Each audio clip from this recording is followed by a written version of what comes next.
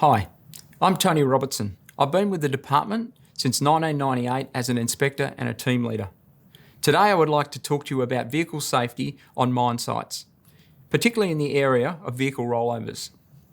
Demers Mine Safety have identified this as an area of concern from reported notifiable incidents from industry. These incidents have the potential for workers to be severely injured or killed when driving or operating vehicles or trucks and plant on mine sites.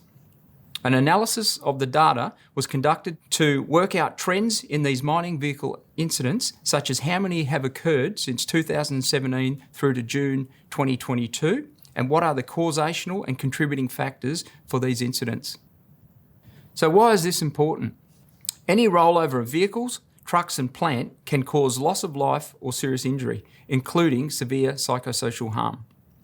It's important that mining operators and persons conducting a business or undertaking, or PCBU, implement effective controls to eliminate or minimise the risk of injury or harm from vehicle rollovers. The photos that you see on this slide are common and recurring incidents that we see as inspectors in industry. Vehicle incidents are many and varied. They can occur on the mine access roads or within the open pit haul road area, underground, or on the tenement or mining lease tracks. The department's goal is to have zero injuries and fatalities in mining. Every mining injury or death is a loss to a family and the community. We require mining operators and individuals at every level of the operation to prevent these needless and preventable incidents. So what do the reported stats say? Between January 2017 and June 2022, there have been over 400 reported incidents involving vehicle rollovers. So far in 2022, there have been 26 reported rollovers. Last year, there were 92. There were 84 in 2020, 90 in 2019, 64 in 2018, and 73 in 2017. Far too many rollover incidents are occurring. What were the vehicle types involved in these incidents? Trucks and road trains accounted for 40%, light vehicles 32%, dozers 8%, and excavators 6%. Road train related incidents recorded the highest number at 174, followed by light vehicles and light trucks at 138, with fewer incidents involving dozers, loaders, excavators, etc. Now we look at the causation factors. There were multiple causation factors across each incident. However, the ones that come to the fore were speed at 23%, loss of concentration, inattention at 20%, centre of gravity exceedance 19%, and unsafe conditions, ground conditions at 32%. So when we looked at the contributing factors, the main ones were driver inattention, not driving to conditions, unsafe ground conditions, lapses in supervision, and a lack of training were among the most common causes. Every one of these issues can be addressed by leadership at the company level, and most of them are supervisor or driver-led corrections. Risk assessments must be conducted and controls implemented to manage the risks associated with the operation of vehicles and plant.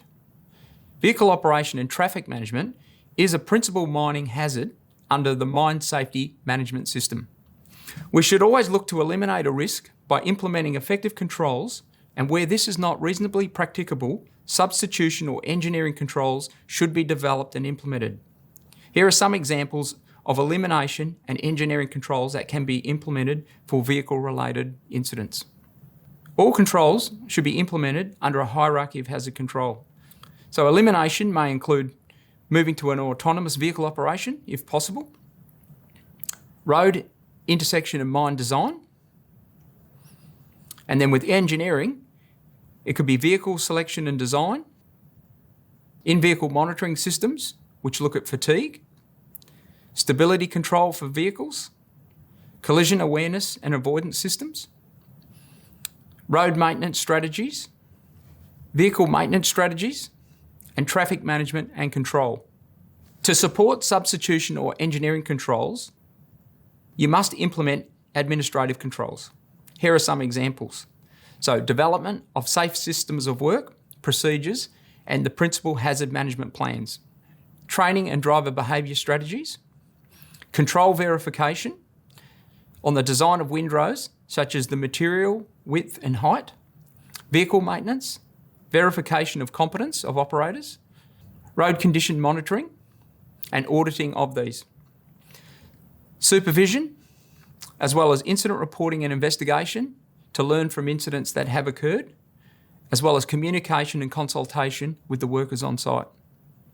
In regard to driver training, the training should incorporate centre of gravity, load security, radius of curves and slopes of roadways, vehicle speed, driving to conditions, and trailer towing.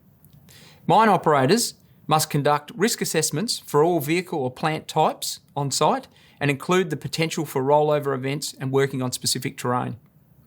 Some specific focus areas that the department thinks you should concentrate on is the design and construction of adequate windrows, ensuring awareness of vehicle routes and the hazards that are present, fitness for work and driver operator training, vehicle and plant selection, and controlling and reducing speed.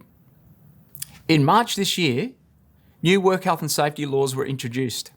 On this slide, I've highlighted some of the pertinent aspects of the new legislation. For the Act, it's Section 19, the primary duty of care, and the other points are covered within the Work Health and Safety Mines regulations. The main objective of the new WHS Act and regulations is to provide for a balanced and nationally consistent framework to protect workers against harm to their health and safety through the elimination or minimisation of risks arising from work. Changes include the requirement to have a mine safety management system and principal hazard management plans as referenced in the WHS Mines regulations. The department has a number of traffic management audits on its website.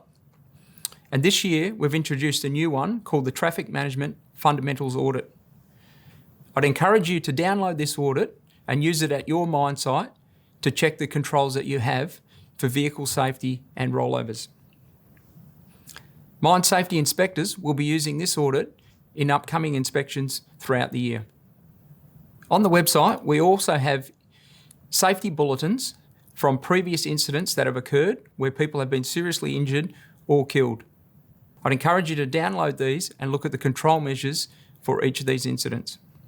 In closing, the department has a number of social media platforms to provide safety information to industry. These include Twitter, Facebook and LinkedIn, as well as weekly safety alerts.